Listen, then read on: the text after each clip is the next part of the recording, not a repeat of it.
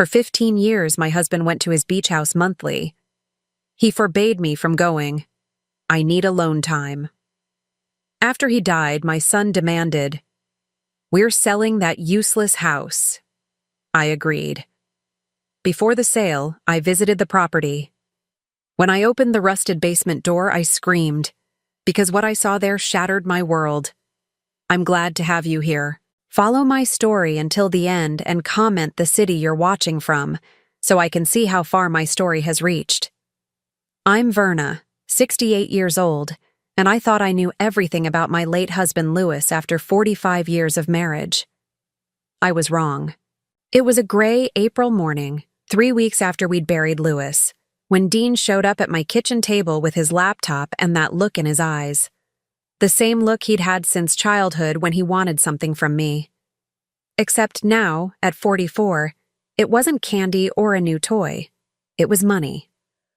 "Mom, we need to talk about Dad's properties."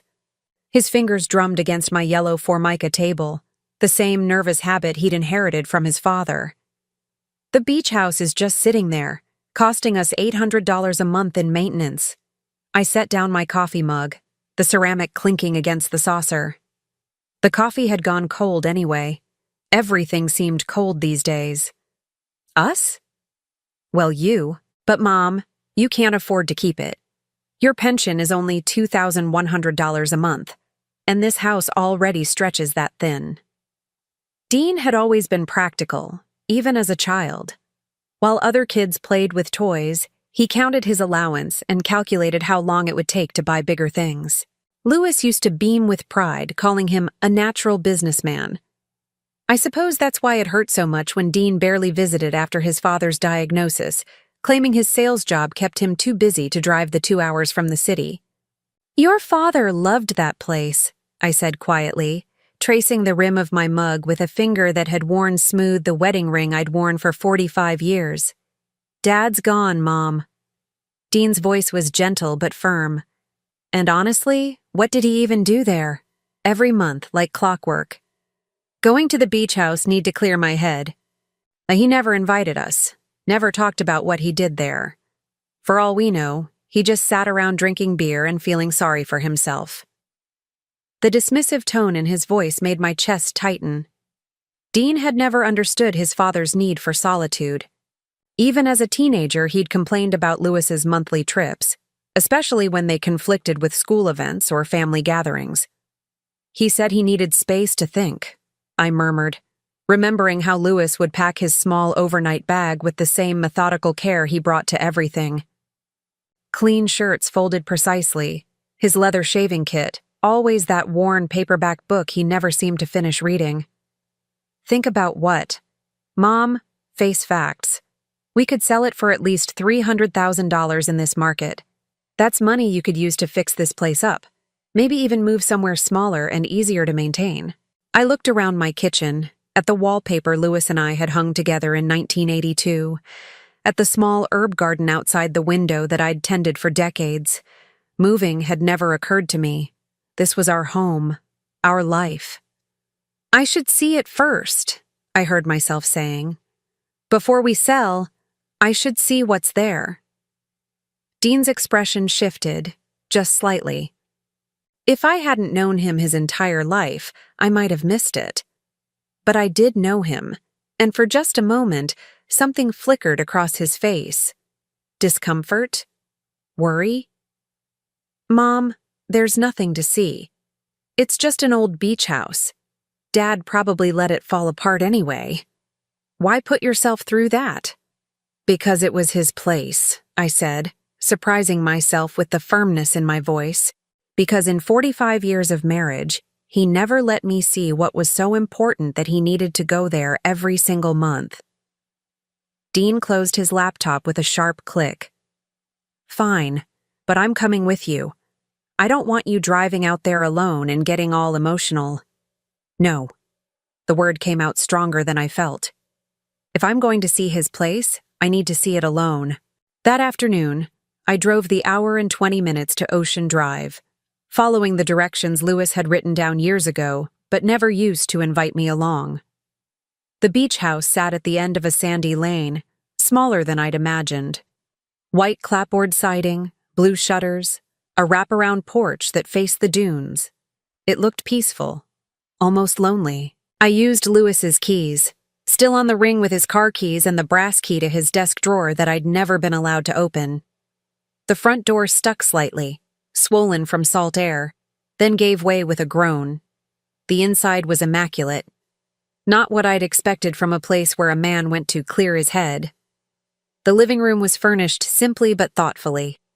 A comfortable reading chair by the window, bookshelves filled with titles I didn't recognize, a small kitchen stocked with basic supplies, everything clean, organized, cared for. But it was the basement door that caught my attention. It was tucked beside the kitchen, painted white like the rest of the trim, but secured with a heavy padlock that seemed out of place in this peaceful cottage. I found the key on Lewis's ring after trying 3 others. My hands shook as I worked the lock. It was rusted, reluctant, as if it hadn't been opened in some time.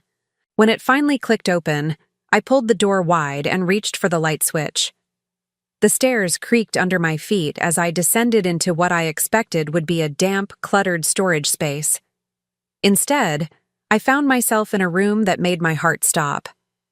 The basement had been transformed into something between a living room and a shrine. Comfortable furniture arranged around a coffee table. Soft lighting from carefully placed lamps. But it was the walls that made me gasp. Photographs. Dozens of them, professionally framed in matching silver frames. All of the same woman. She was beautiful in the way I had never been. Young, maybe in her 30s, with honey-colored hair and a smile that seemed to light up every picture. Some photos showed her alone, laughing at something outside the frame. Others showed her with a child, a little boy with Lewis's distinctive cleft chin and serious eyes. I sank into the nearest chair, my legs unable to hold me anymore. This wasn't just a secret. This was a life, a whole other life that Lewis had been living every month when he came here to clear his head. On the coffee table, I found a stack of letters tied with a blue ribbon. My fingers trembled as I untied it and opened the first envelope. The handwriting was Lewis's, but softer somehow, more careful than the grocery lists and birthday cards he'd written to me. "My dearest Sarah," it began. "Coming to see you and Marcus is the only thing that keeps me sane. I count the days until I can hold you both again, until I can be the man I was meant to be instead of the one trapped in that other life." I dropped the letter as if it had burned me. Sarah, Marcus. Names that meant nothing to me, but apparently everything to Lewis. There were more letters, more photos, pictures of birthday parties I'd never attended, Christmas mornings that had happened without me. The little boy, Marcus, growing older in the frames, from toddler to what looked like a young man in his 20s. How long had this been going on?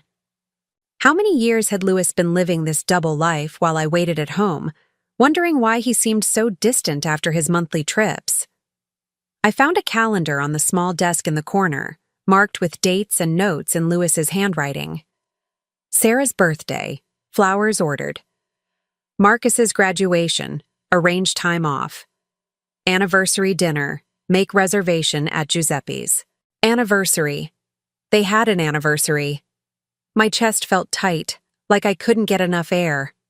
I climbed the stairs on unsteady legs, desperate to get out of that room, out of that house, away from the evidence that my entire marriage had been a lie. But as I reached for the front door, my phone rang. Dean. "Mom, how's it going out there? Find anything interesting?" I stared back toward the basement door, at the secrets Lewis had kept locked away. "No," I heard myself saying. "Nothing interesting at all." "Good. So we can list it next week?" I closed my eyes, seeing again those photos. That beautiful woman, that child who had Lewis's eyes and smile. "Yes," I whispered. "We can list it." But as I hung up the phone, I realized I wasn't ready to walk away. Not yet. Not until I understood exactly what Lewis had done to me, to us, to the life I thought we'd built together. I locked the front door and drove home in a daze, my mind spinning with questions I wasn't sure I wanted answered. But one thing was certain. I would be going back to that house, to that basement, to find out just how completely my husband had betrayed me. What I didn't know yet was that the beautiful woman in the photos wasn't the worst part of Lewis's secret. The worst part was who else knew about her. I couldn't sleep that night. Every time I closed my eyes, I saw Sarah's smile, that little boy's face, the careful way Lewis had arranged those photographs like precious treasures. By 5 a.m, I gave up on rest and made coffee with hands that still trembled. Dean called before 7. "Mom, I've got the realtor coming by at 11 to look at the beach house. Can you meet us there?" "No," I said quickly. Too quickly. "What do you mean, no? Mom, we agreed." "I need more time to go through Lewis's things. There might be important papers, insurance documents." The lie came easily, surprising me. When had I learned to deceive my own son? "Fine, but make it quick. Every day we wait is money down the drain." After Dean hung up, I sat at my kitchen table staring at Lewis's keyring. Such a small thing to hold such enormous secrets. I thought about calling Dean back, telling him what I'd found, but something stopped me. Maybe it was pride. Maybe it was the need to understand the full scope of my husband's betrayal before I admitted to my son that I'd been a fool for 45 years. By 8:30, I was driving back to Ocean Drive. The morning sun cast long shadows across the dunes, and the beach house looked different in the light. More welcoming somehow, as if it were eager to share its secrets. This time, I went straight to the basement. The photograph seemed even more painful in daylight. Sarah's beauty was undeniable. But it was more than that. In every picture, she looked genuinely happy. Not the careful smile I'd perfected for family gatherings, but pure joy. The kind of expression I couldn't remember having in years, maybe decades. I forced myself to sit down and read the letters properly this time. The first one was dated March 3rd, 2008, 15 years ago. I would have been 53 then, still working part-time at the library, still believing that Lewis's monthly trips were about his need for solitude after stressful weeks at the insurance office. "My dearest Sarah," Lewis had written in his careful script, "I can't stop thinking about yesterday, watching you with Marcus in the garden, the way you laugh when he tries to help you plant those tomatoes. You make everything beautiful, even the simplest moments. I wish I could give you more than these stolen weekends. You deserve so much better than a man who can only offer you fragments of himself." My throat closed. Lewis had never written to me like that. Our communication had been practical, functional. Pick up milk. Doctor appointment Tuesday. Happy anniversary, written in store-bought cards with pre-printed sentiments. The next letter was from 6 months later. "Sarah, darling Sarah. Marcus took his first steps yesterday, and my heart nearly burst watching him walk toward you with that determined little frown. He has your stubborn streak and my grandmother's chin. Sometimes I look at him and see the man I could have been if I'd made different choices 20 years ago. But then I remember that without those choices, I never would have found you, never would have had this perfect little family." Perfect little family. The words hit me like a slap. What did that make Dean and me? The imperfect family he was stuck with? I kept reading, and with each letter the picture became clearer and more devastating. Lewis hadn't just been having an affair. He'd been living a complete alternate life. Sarah wasn't his mistress. She was his partner, his love, the mother of his child. Marcus wasn't an accident. He was wanted, celebrated, adored. In letter after letter, Lewis wrote about birthday parties he'd planned for Marcus, bedtime stories he'd read, scraped knees he'd kissed. All the things he'd done for Dean once, but that was 20 years ago, when Dean was small and Lewis was still young enough to believe in fatherhood. But it was a letter from 2020, just 3 years ago, that made me understand the true depth of his deception. "My darling Sarah," it began, "I know you're frustrated with our situation, and you have every right to be. Marcus is 21 now, a man, and he deserves to have a father who can acknowledge him openly. You've been patient for 12 years, waiting for me to find the courage to leave Verna. But I keep postponing the conversation. I know it seems like cowardice, and perhaps it is. But Verna is getting older, and despite everything, I can't bring myself to abandon her completely. She's done nothing wrong except marry a man who was already broken. Already broken. Is that how he saw himself when he married me? I thought back to our wedding day. How handsome he'd looked in his navy suit. How my heart had raced when he slipped the ring onto my finger. Had that all been a lie, too? The letter continued. I've made a decision. I'm going to ensure that you and Marcus are taken care of when I'm gone.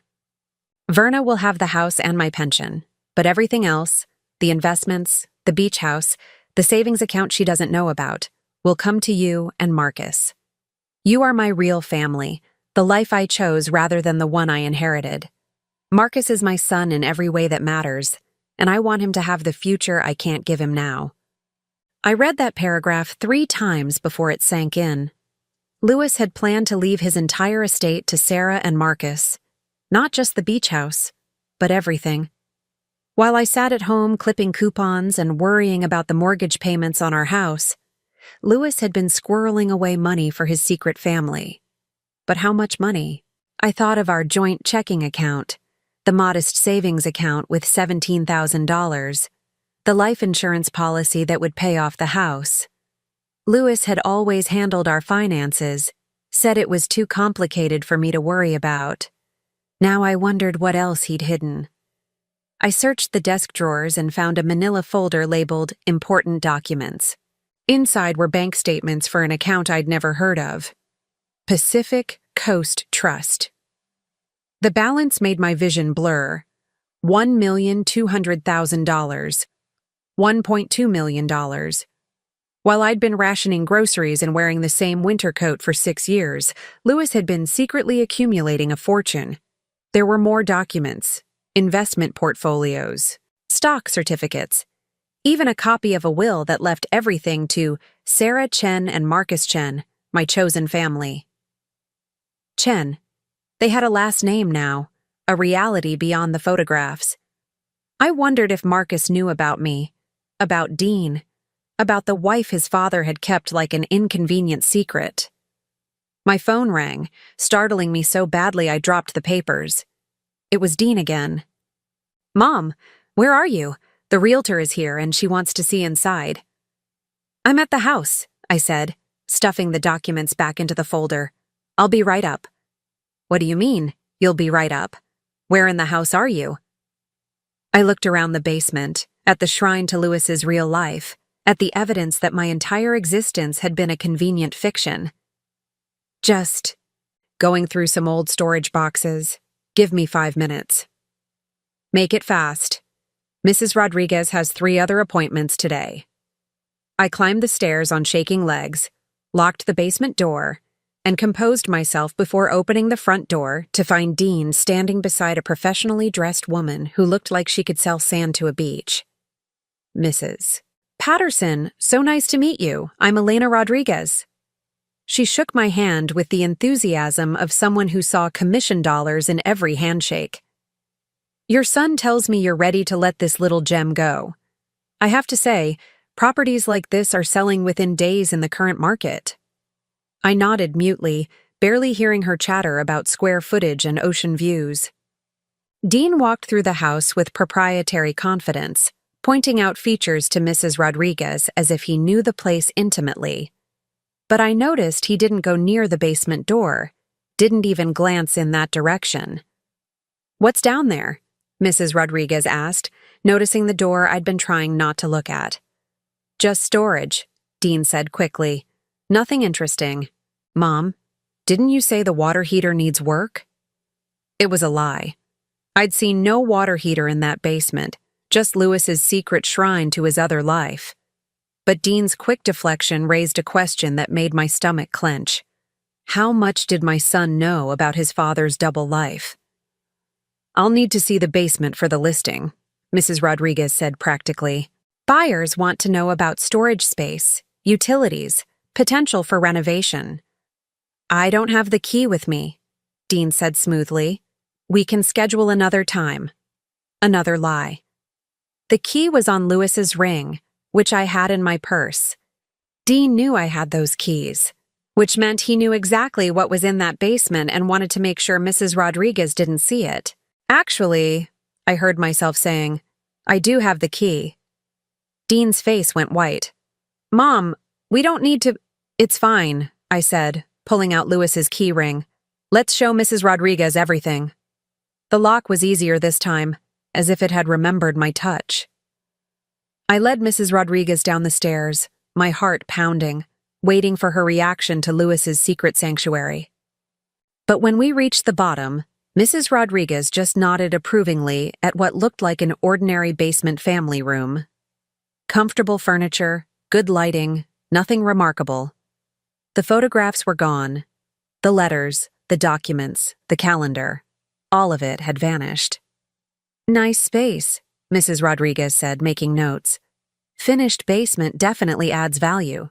I stared at the blank walls, the empty coffee table. Someone had stripped away every trace of Sarah and Marcus, every piece of evidence that Lewis had lived a secret life. The only question was when, and who had done it. Dean was quiet during the drive home, but I could feel his relief rolling off him in waves. Finally, as we pulled into my driveway, I turned to face him. You've been here before, I said. It wasn't a question. He kept his hands on the steering wheel, looking straight ahead. Mom, how long have you known about Sarah and Marcus? For a moment, I thought he might keep lying. Then his shoulders sagged, and 44 years of my son's life fell into place like puzzle pieces I'd been trying to force into the wrong picture. Since I was 20, he said quietly. Dad told me when I got serious about Jennifer. Said it was time I understood that sometimes men make choices they have to live with. 20. Dean had known about his father's secret family for 24 years, which meant every holiday, every anniversary, every time I'd wondered why Lewis seemed distant after his beach house trips, Dean had known the truth. Did you help him hide the money too? Dean finally looked at me, and in his eyes, I saw something that chilled me more than all of Lewis's letters combined. Pity. Mom, he said gently. What money? Dean's question hung in the air between us like a loaded gun. What money? He'd asked, as if he genuinely didn't know about the $1.2 million hidden in Pacific Coast Trust. But I'd seen the bank statements, held them in my own hands just hours ago. The account at Pacific Coast Trust, I said carefully. $1.2 million. Dean's eyebrows rose in what looked like genuine surprise. Mom, there's no account like that. Dad's estate was pretty simple. The house, his pension, and about $20,000 in savings. The lawyers went through everything. I stared at my son, searching his face for signs of deception. Dean had always been a terrible liar as a child. When he broke my favorite vase at age 8, his guilt was written across his features like headline news. But now, at 44, he looked genuinely confused. I saw the statements, I insisted. Bank documents, investment portfolios, all with Sarah and Marcus's names on them. Mom. Dean's voice carried that careful tone people use when they're worried about someone's mental state. Are you sure you saw what you thought you saw? You've been under a lot of stress since Dad died. Sometimes grief can make us see things, imagine things that feel real. The condescension in his voice sparked something hot and defensive in my chest. I'm not senile, Dean. I know what I saw. I believe you think you saw something. But Mom, if Dad had that kind of money hidden away, don't you think I would have known? I helped him with his finances the last few years when his arthritis got bad. I know every account, every investment. But even as Dean tried to convince me I'd imagined it all, I noticed he didn't deny knowing about Sarah and Marcus. He'd admitted to that truth easily enough. Why lie about the money? Take me back to the house, I said. Mom, we just left. Take me back, Dean. Now. The drive back to Ocean Drive was silent and tense. Dean kept shooting worried glances at me, probably planning how to gently suggest I see a doctor about my confusion. But I wasn't confused. I knew what I'd seen, what I'd held in my hands. The beach house looked exactly the same as we'd left it an hour earlier, but something felt different. When I unlocked the front door, the air smelled wrong. Not just the usual salt and pine, but something else. Something recent. Human presence. I went straight to the basement door. Dean followed reluctantly, his footsteps heavy on the stairs behind me. The basement was exactly as we'd left it after Mrs. Rodriguez's visit. Clean, ordinary, empty of any evidence of Lewis's secret life. But now I was looking more carefully. The walls had been recently painted. I could smell the faint chemical tang of fresh paint under the basement mustiness. The furniture was positioned to cover electrical outlets, as if someone had needed to access them recently to remove fixtures. "See?" Dean said behind me. "Just storage space." But I was examining the coffee table where I'd found the letters. When I looked closer, I could see faint outlines in the dust where picture frames had been sitting. Someone had cleared this room, but they'd done it recently. Very recently. "Who else has keys to this house?" I asked. Dean hesitated. "Just us, as far as I know." "Dean," I turned to face him, "I need you to tell me the truth, all of it." My son stood at the bottom of those basement stairs looking like the 8-year-old boy who'd broken my vase, guilty and cornered. Finally, he sighed. "Dad gave Sarah a key years ago. But Mom, she's not. She's not a threat to you. She loved Dad, and he loved her. But that doesn't take anything away from your marriage." The casual way he said it, as if adultery were just another lifestyle choice, made my hands clench into fists. "It doesn't take anything away?" "Dean, your father lived a double life for 15 years. 20, Dean corrected quietly. "It was 20 years, Mom. 20 years. The number hit me like a physical blow. Not 15. 20. Which meant Sarah hadn't been some midlife crisis. She'd been Lewis's real relationship, his chosen family, almost from the beginning of the new millennium. "And you were fine with this?" Dean ran a hand through his hair, a gesture so like his father it made my chest ache. "I wasn't fine with it. I was 20 years old when Dad told me. What was I supposed to do? Destroy the family?" "The family was already destroyed. Your father destroyed it the moment he started lying to me."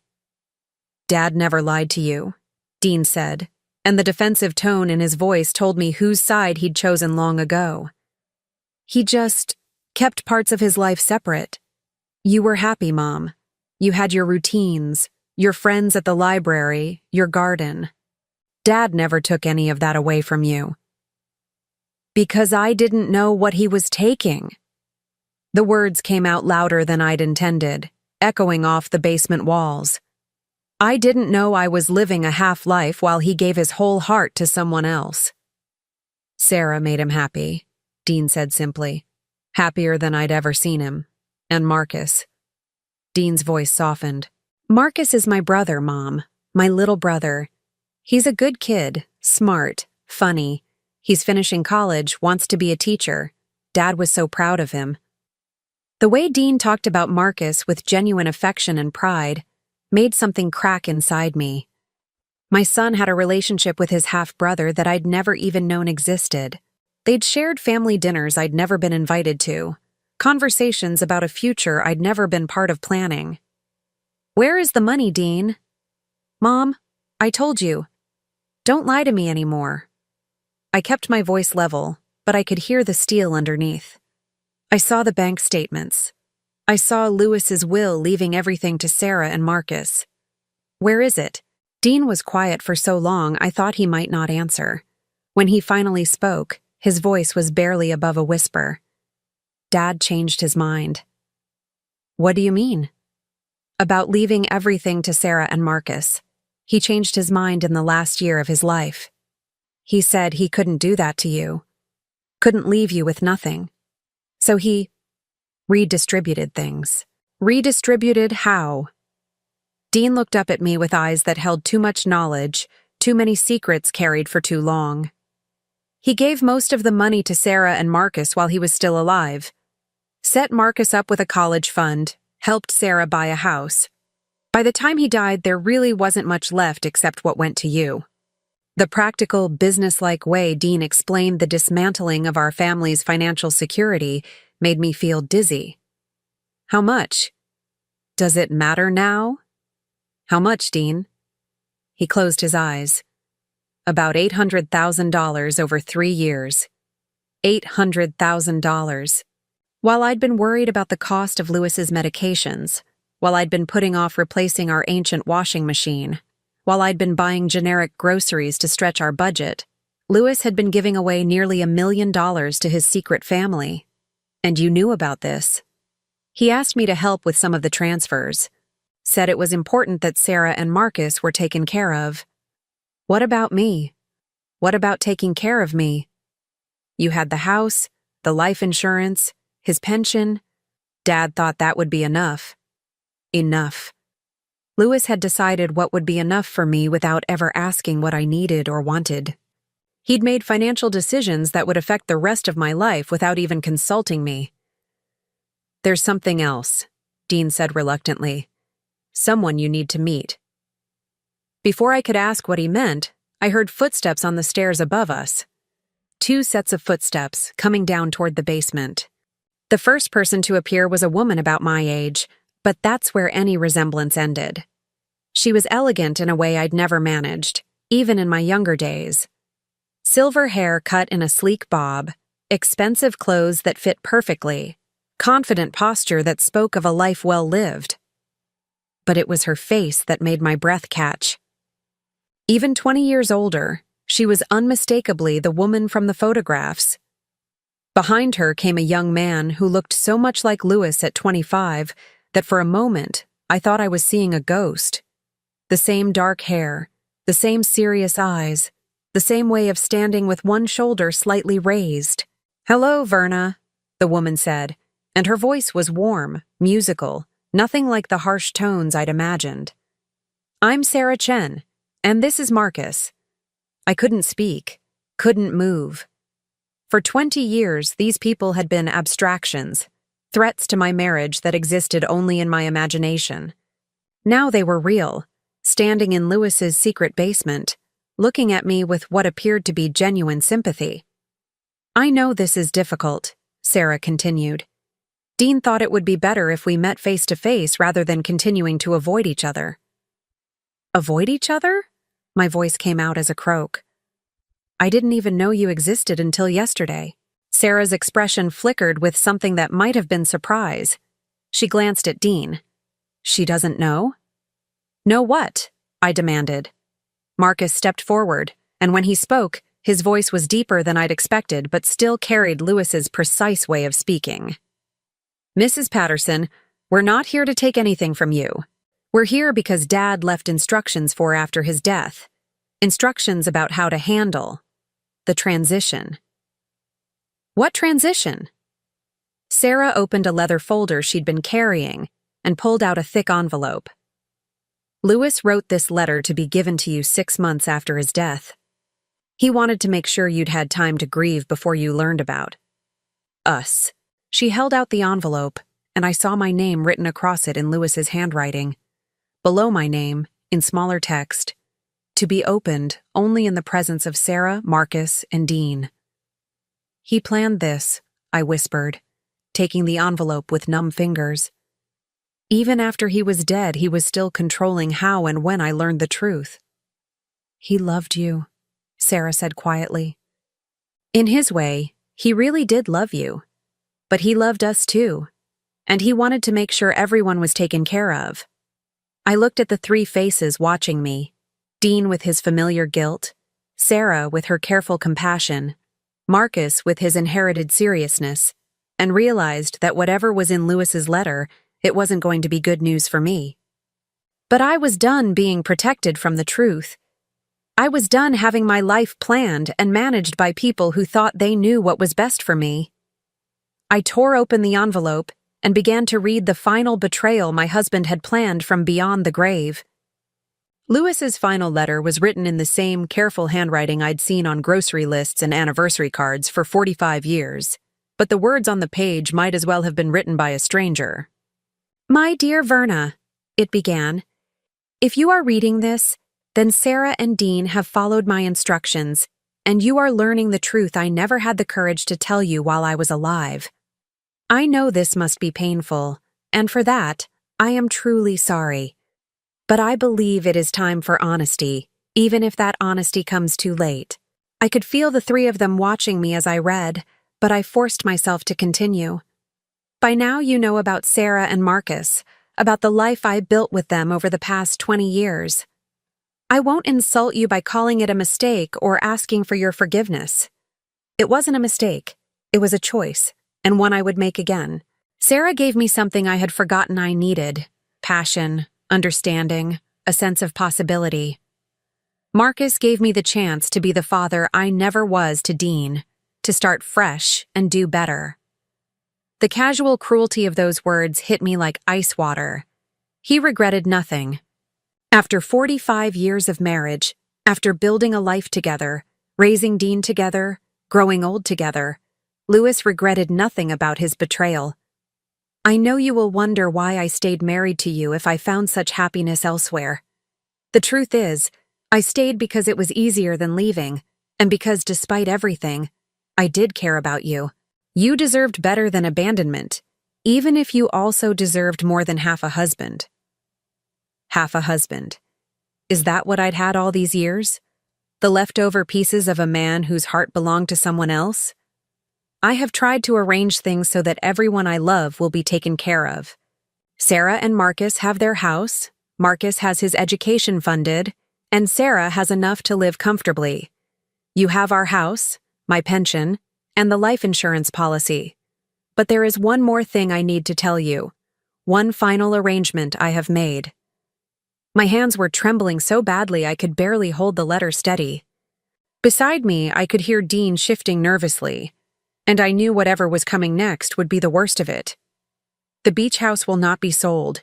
It belongs to Sarah and Marcus now, legally transferred to them 3 months before my death. It is their inheritance, their piece of the life we built together. But more than that, it is where Sarah plans to live now that there is no reason for secrecy. I looked up sharply at Sarah, who was watching me with something that might have been pity. You're moving here? I already have, she said softly. Last month. The apartment in the city was too expensive, and this place. It holds so many memories of Lewis. I want to be near them. It's beautiful here, Marcus added, and there was genuine enthusiasm in his voice. Quiet, peaceful, great place for Mom to write. Right? Sarah is a novelist, Dean said, speaking for the first time since the letter reading began. She's published 4 books. Dad was so proud of her work. Published novels. Another piece of Sarah's life that was more accomplished, more interesting than anything I had ever done.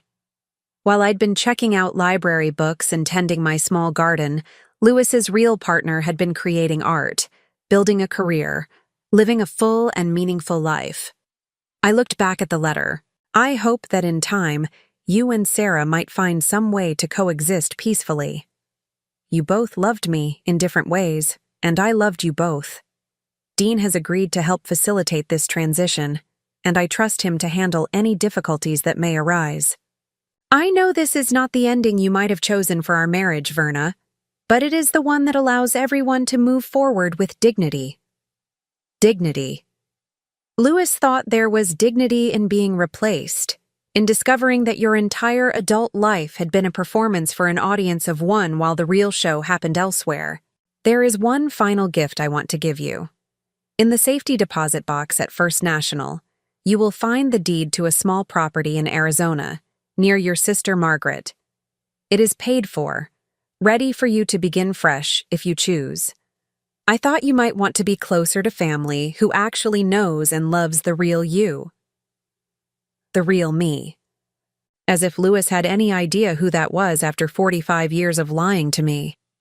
I set the letter down with hands that felt disconnected from my body. The basement was completely silent except for the sound of my own breathing and the distant crash of waves against the shore. "Arizona," I said finally. "It's a nice little place," Dean said quickly. "I helped Dad find it. 2 bedrooms, a small yard, close to Aunt Margaret's retirement community. You'd have your pension, and the cost of living is much lower there. You've seen it." "We all have," Sarah said gently. "Louis wanted to make sure it was perfect for you. He flew out with Dean and Marcus last year to look at it. All of them. My husband, my son, and his secret family had taken a trip together to find a place to send me. They'd walked through what was supposed to be my new home, probably discussing how to break the news to me, how to manage my reaction, how to make their betrayal seem like kindness." "When were you planning to tell me about this arrangement?" I asked. "The letter was supposed to be given to you last month," Marcus said. 6 months after Dad died. But Dean thought, well, he thought you might need more time to adjust. Adjust to what? "To the idea of sharing Dad's legacy," Dean said carefully. "To understanding that his love wasn't exclusive, sharing. As if love were a pie that could be divided into neat slices. As if the fact that Louis had loved Sarah more didn't mean he'd loved me less." "How long have you 3 been planning this together?" I asked. "It's not like that, Mom," Dean started, but Sarah held up a hand. "It's exactly like that," she said, and I was surprised by her directness. "Louis asked Dean to help coordinate things, and Marcus and I have been working with Dean to make sure the transition would be as smooth as possible. We all want what's best for you." "What's best for me?" I stood up slowly, my knees protesting after sitting in that basement for so long. "And what you think is best for me is to disappear to Arizona so you can all live happily ever after in the house I helped pay for 15 years. "Verna," Sarah said, and there was genuine concern in her voice. "This doesn't have to be adversarial. We could be friends. We could support each other. We both love the same man." "No," I said, and my voice came out stronger than I felt. "We didn't love the same man. You loved the real Louis, the one who chose you and planned a future with you and traveled across the country to find you a place to live. I loved a fiction, a husband who existed only when you weren't around." Marcus shifted uncomfortably. "Mrs. Patterson, Dad really did care about you. He talked about you all the time, about how good you were, how patient." "Patient," I repeated, "like a well-trained dog." "That's not what he meant," Dean said quickly. "Mom, you're upset, and I understand why. But this doesn't have to be the end of the world. You could have a fresh start in Arizona. Aunt Margaret would love to have you closer. You could make new friends, find new interests." New interests. I looked around the basement that had been Louis's shrine to his real life, at the 3 people who had conspired to manage my future without my input. What if I don't want a fresh start? What if I want to stay right here and fight for what's mine? "This house isn't yours," Sarah said, and for the first time, her voice carried an edge. "Legally, it belongs to Marcus and me now. We have the deed." "I see." I looked at Marcus, this young man who had Louis's eyes and Louis's serious expression. "And you think you deserve this place?"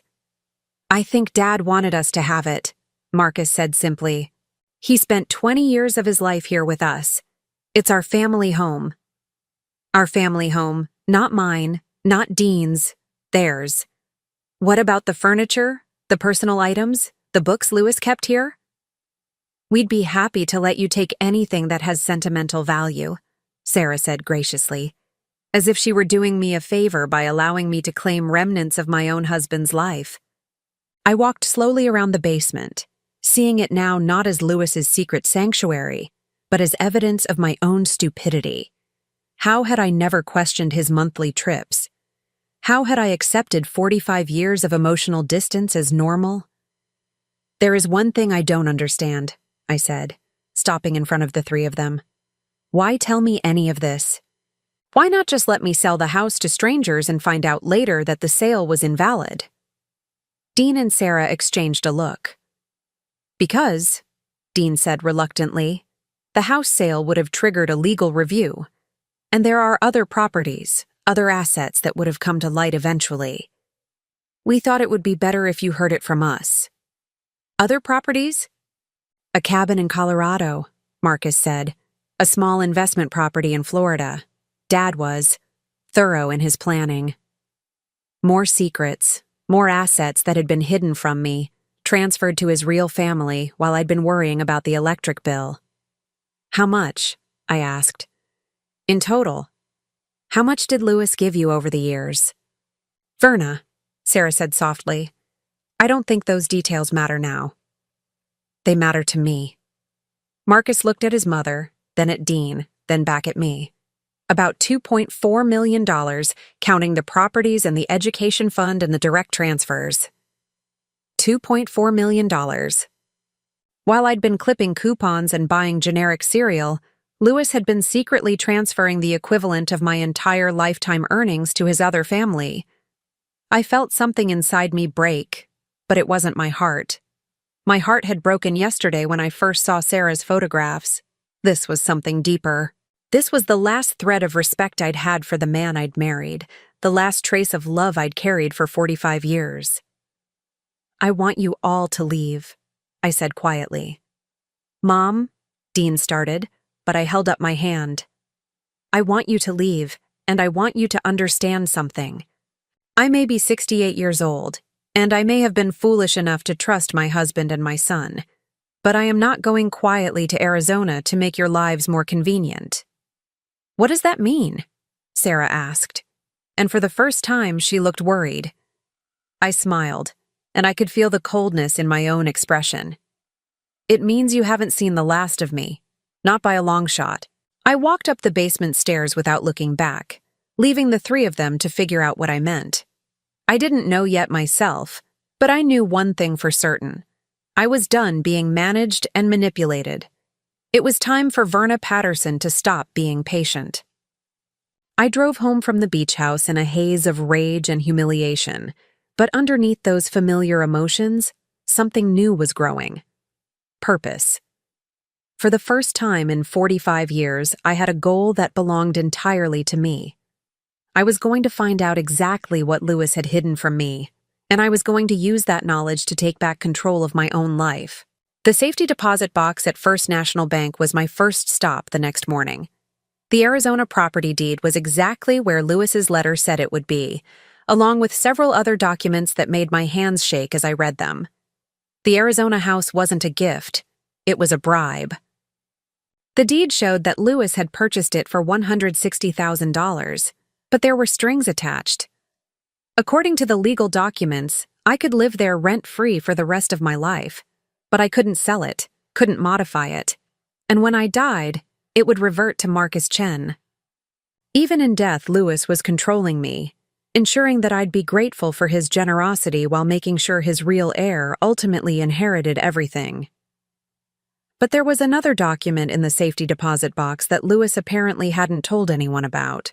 A handwritten note dated just 2 weeks before his death. I have made so many mistakes, it began. I thought I was protecting everyone by keeping my two lives separate, but I was only protecting myself. Sarah deserves better than secrecy. Verna deserves better than lies. And both of them deserve better than a coward who was too selfish to choose. I read the note 3 times before its implications sank in. This wasn't the confident, controlling Louis who had orchestrated everyone's future from beyond the grave. This was a man wrestling with guilt, having second thoughts about the elaborate deception he'd constructed. The note continued. If something happens to me before I can make this right, the whole truth is hidden where only Verna will think to look. She knows me better than anyone, even if I never let her see the real me. Behind our wedding photo, in the hollow space I carved in the wall during our first year of marriage. She was the only one who knew about my hiding places then, before I learned to keep secrets from her too. I folded the note with trembling hands. Our wedding photo hung in the bedroom, the same spot it had occupied for 44 years.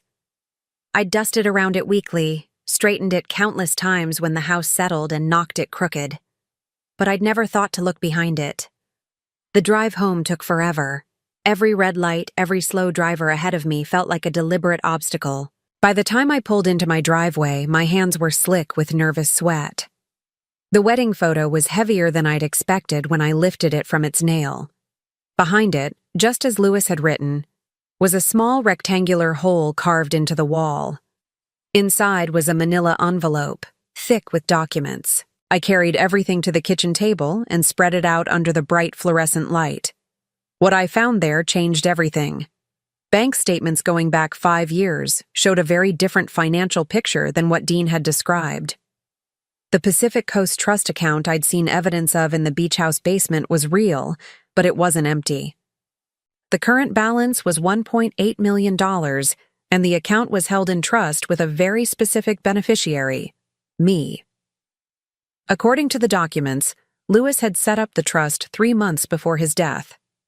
All the money he'd given to Sarah and Marcus over the years was being held in a separate account, intended as their inheritance only if I chose not to claim it. If I presented these papers to the bank, the entire amount would be transferred to my name immediately. But that wasn't the most shocking revelation in the envelope. There was a copy of Lewis's real will, dated just 1 week before his death. Not the version that left everything to Sarah and Marcus, and not the careful distribution that Dean had described. This will left everything to me, with a codicil that provided for Sarah and Marcus only if I chose to honor it. I have spent 20 years trying to live 2 lives, Lewis had written in the will's preamble, and I have succeeded only in cheating everyone I claimed to love. Verna has been denied the full attention and affection she deserved as my wife. Sarah has been denied the public acknowledgement she deserved as my partner. Marcus has been denied his rightful place as my acknowledged son. And Dean has been burdened with secrets that no child should have to carry. I sank into my kitchen chair, staring at the legal documents that turned everything I'd learned in the past 2 days upside down. Lewis hadn't planned to abandon me financially. He'd planned to give me the power to decide everyone's fate. But why hadn't Dean mentioned this will? Why had he and Sarah and Marcus presented me with such a different version of Lewis's intentions? The answer was in the final document in the envelope. A letter addressed to Dean, marked, "To be delivered only if Verna does not claim her inheritance within 60 days of my death." I opened it with hands that no longer trembled. Now I was just angry. "Dean," Lewis had written, "if you are reading this, it means that your mother has chosen to honor my original arrangements with Sarah and Marcus, rather than claim her full inheritance. I hope this means she has found peace with the truth and has decided to start fresh in Arizona. If so, you are to distribute the trust fund according to my previous instructions, ensuring that Sarah and Marcus have the security I always intended for them. However, if Verna has not claimed her inheritance simply because she is unaware of it, you are to give her this letter immediately and help her understand her options. The choice must be hers, freely made, not the result of incomplete information or manipulation." I set the letter down and looked at my phone. Dean had called twice this morning, leaving voicemails that I hadn't bothered to listen to. Now I played them back. "Mom, I know yesterday was overwhelming, but I hope you'll consider the Arizona option seriously. Sarah and Marcus really want to make this work for everyone." His voice was careful, measured, the tone of someone trying to manage a delicate situation. The second message was more urgent. "Mom, call me back. We need to talk about some of the legal details. I want to make sure you understand all your options." All my options. He knew about the trust fund. He knew about the real will. And he deliberately let me believe I was being discarded, abandoned, given the leftover scraps of Lewis's estate, while his father's real family inherited everything that mattered. My son had looked me in the eye and let me think I was worth nothing more than a pension and a small house, while he sat on evidence that I was actually Lewis's primary heir. I called Dean back. He answered on the first ring. "Mom, thank God. Are you okay? You left pretty abruptly yesterday." "Dean," I said, my voice calm and level, "I found your father's real will." Silence. I also found the trust fund documents and the letter explaining what you were supposed to do if I didn't claim my inheritance. Mom, let me explain. You have been lying to me for the past 3 days. You, Sarah, and Marcus have been manipulating me into giving up an inheritance worth almost $2 million. It's not like that, Dean said, but his voice had lost its confident tone. We were trying to honor what Dad really wanted. What your father really wanted was for me to have the choice. That's why he set up the trust fund. That's why he wrote that letter to you. But you decided to take that choice away from me. You don't understand the whole situation, Dean said desperately. Sarah and Marcus have been depending on that money. Marcus still has graduate school to pay for. Sarah gave up her apartment, moved to the beach house believing it was hers. If you take the money now, you'll be destroying their lives.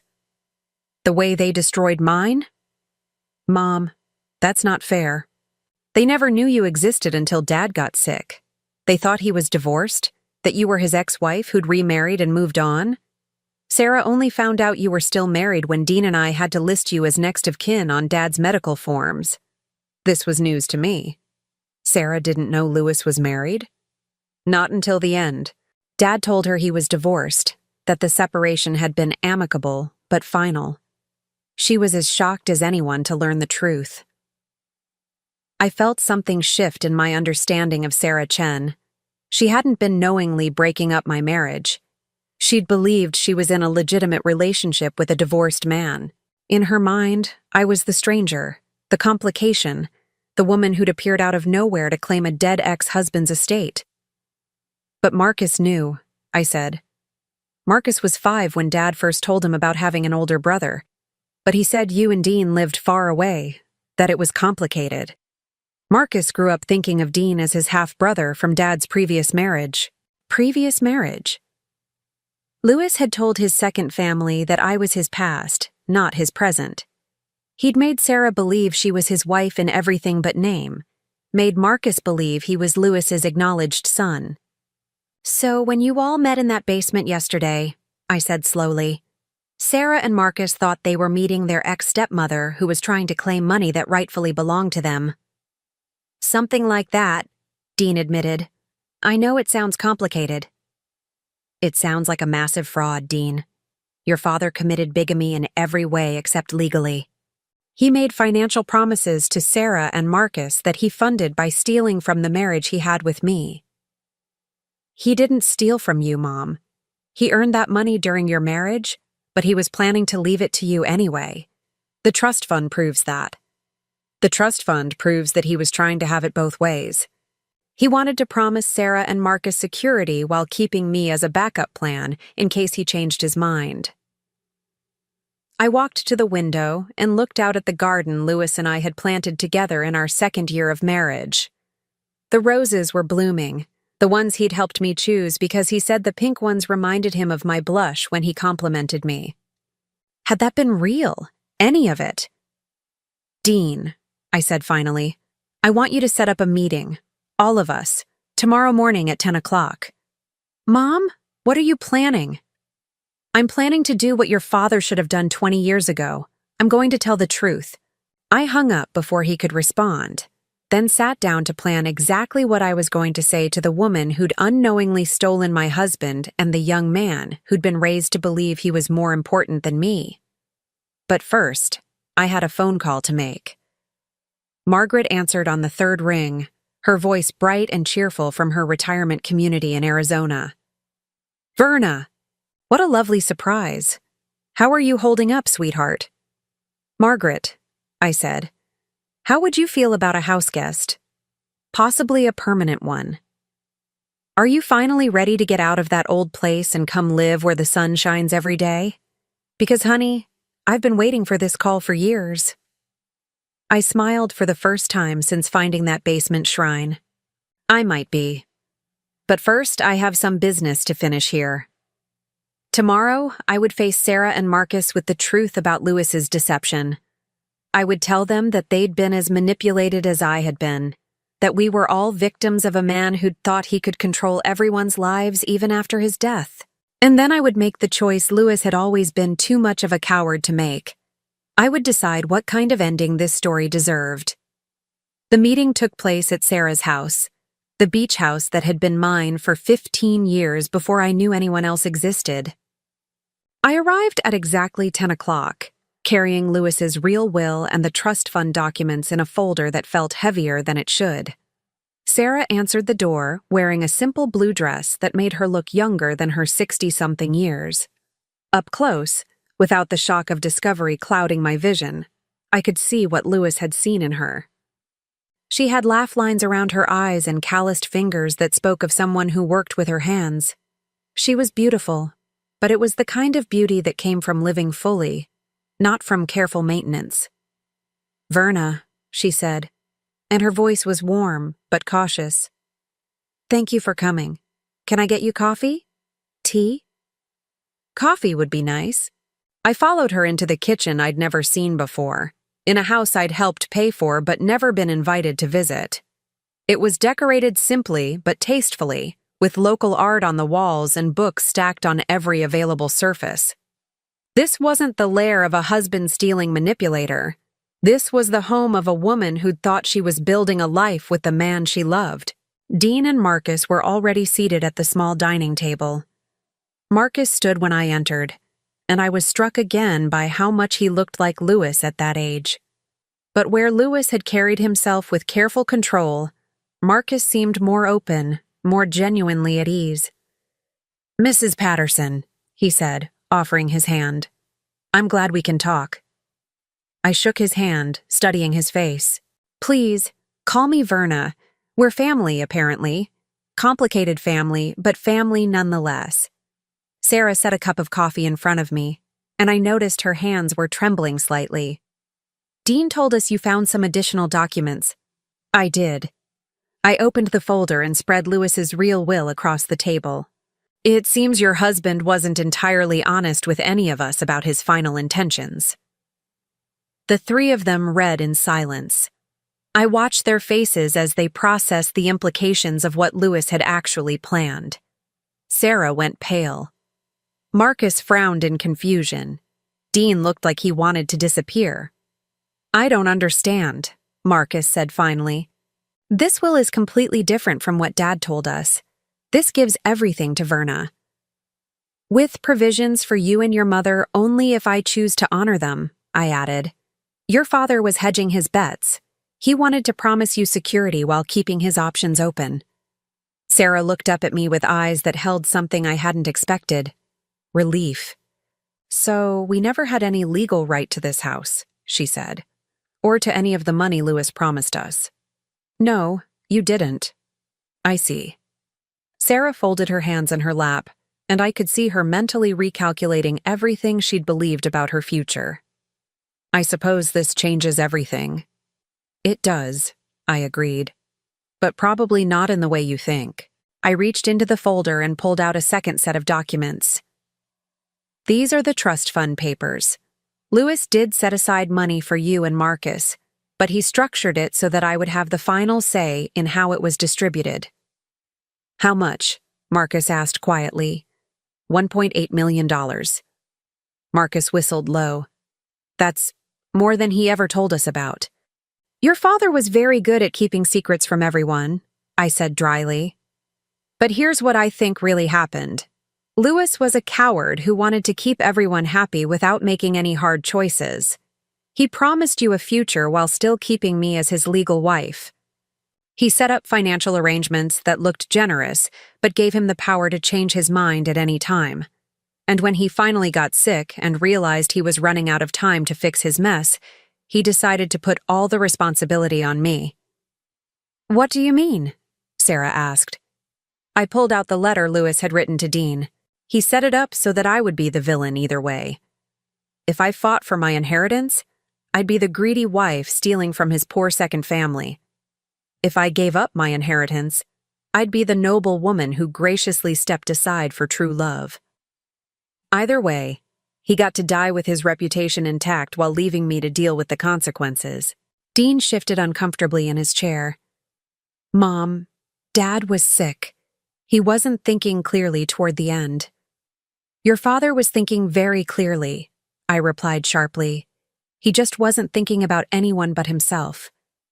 I looked around the table at the three people whose lives had been shaped by Lewis's selfishness. But I didn't come here to blame any of you. You were all manipulated by him just as much as I was. What are you saying? Sarah asked. I'm saying that Lewis may have created this mess, but we don't have to let it define the rest of our lives. I took a deep breath. Sarah, you gave up your apartment and moved here believing this house was yours. Marcus, you've been planning a future based on an inheritance you thought was guaranteed. Dean, you've been carrying secrets that were never yours to bear. I pulled out one final document from the folder. This is a quitclaim deed that I had drawn up yesterday afternoon. I'm signing the beach house over to you, Sarah. Legally and completely. No strings attached. Sarah's eyes widened. Verna, I can't accept that. Not after what Lewis put you through. Yes, you can. Because this house was never really mine anyway. It was Lewis's escape from me. His sanctuary with you. You've made it into a home. I never could have done that. But the money, Marcus started. The trust fund stays as Lewis intended it. You'll have your college money, and Sarah will have enough to live comfortably here for the rest of her life. But I'm restructuring it so that Lewis's conditions don't apply anymore. You won't have to worry about me changing my mind or holding your future hostage. What about you? Dean asked. Mom, you'll be giving up almost $2 million. I smiled, and for the first time in days it felt genuine. I'll be fine.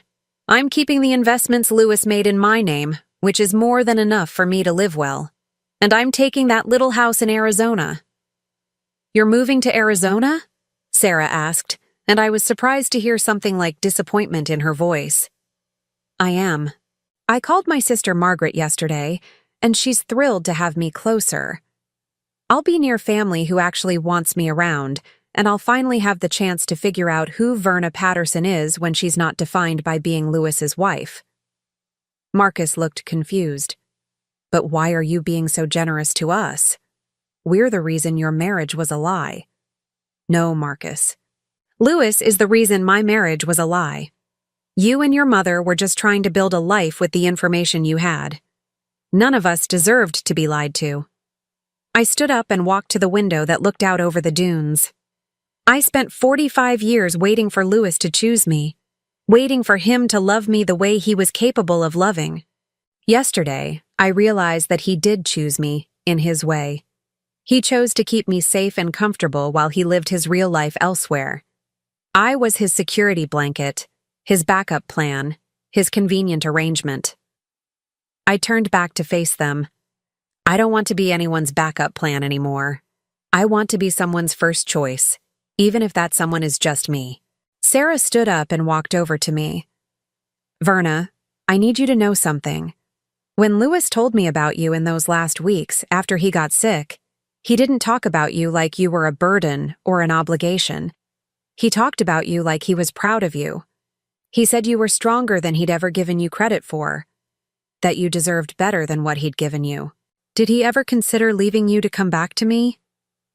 Sarah was quiet for a moment. Yes, he thought about it. But he said it was too late, that he'd hurt you too much already. He was afraid you'd never forgive him. He was probably right about that. But you're forgiving us. I considered her words. I'm not forgiving you because you don't need my forgiveness. You fell in love with a man who told you he was free to love you back. You raised a son who thought his father was proud of him. You built a relationship based on the truth as you knew it. I looked at Marcus, who was watching our conversation with serious attention. And you, Marcus, you're not responsible for your father's choices. You're 24 years old with your whole life ahead of you. Don't let Lewis's cowardice define who you become. What about Dean? Sarah asked. He knew the truth and kept it from you. I looked at my son, who was staring at the table with the expression of someone who wished he could disappear. Dean made his choice when he was 20 years old and scared of losing his father. I don't agree with what he did, but I understand it. Mom, Dean said quietly, I'm sorry. I should have told you years ago. Yes, you should have. But you didn't. and we can't change that now. What we can do is decide how we move forward. I walked back to the table and began gathering up the documents. I'm flying to Arizona next week to look at houses near Margaret. The legal papers for the house transfer and the trust fund restructuring will be ready by then. Sarah, you'll have full ownership of this place, and Marcus, you'll have guaranteed access to your education fund. What about Christmas? Marcus asked suddenly. And birthdays and family stuff? Are we just never going to see each other again? The question surprised me. I'd been thinking about legal documents and financial arrangements, not about the strange family bonds we'd accidentally formed. I don't know, I said honestly. This is all new territory for me. But Marcus, if you ever want to visit an old lady in Arizona, I think I'd like that. You could tell me about college, about what you want to do with your life. I never got to know Louis as a young man, but I think I'd enjoy getting to know you. Marcus smiled, and it was like seeing Louis's smile without the weight of secrets behind it. I'd like that too. Sarah walked me to the door when I was ready to leave. Verna, she said as I reached for the handle. Are you sure about this? About giving up the money and the house? You could fight for everything. You'd probably win. I could, I agreed. But winning would mean spending the rest of my life tied to this mess, fighting legal battles, proving my worth to people who should have valued me from the beginning. I'd rather be poor and free than rich and trapped. You're not poor, Sarah pointed out. Louis's other investments will keep you comfortable. That's true. But more importantly, I'm not trapped anymore. For the first time in 45 years, I get to decide what comes next. I drove away from the beach house with the windows down, letting the salt air blow through my hair. In my rearview mirror, I could see Sarah standing on the porch, watching me go.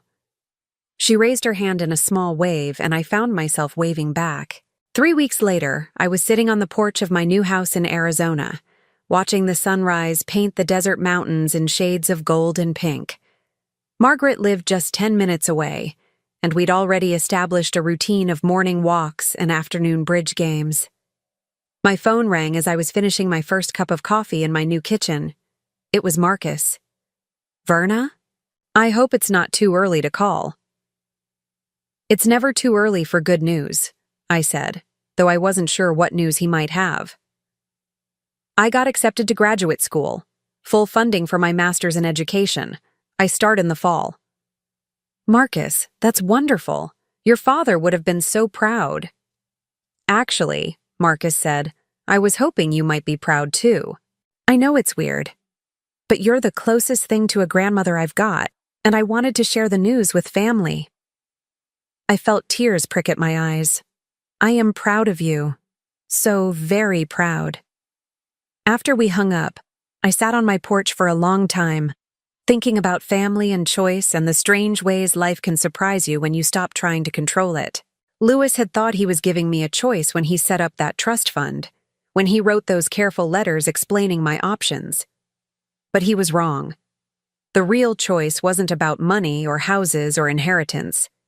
The real choice was about who I wanted to be when I finally stopped being Louis Patterson's wife. I chose freedom. I chose fresh air and desert sunrises and a sister who was genuinely happy to see me. I chose phone calls from a young man who wanted to share his victories with someone who cared. I chose myself, finally and completely. And for the first time in 68 years, that felt like more than enough. Now I'm curious about you who listened to my story. What would you do if you were in my place?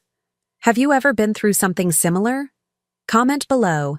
And meanwhile, I'm leaving on the final screen 2 other stories that are channel favorites, and they will definitely surprise you. Thank you for watching until here.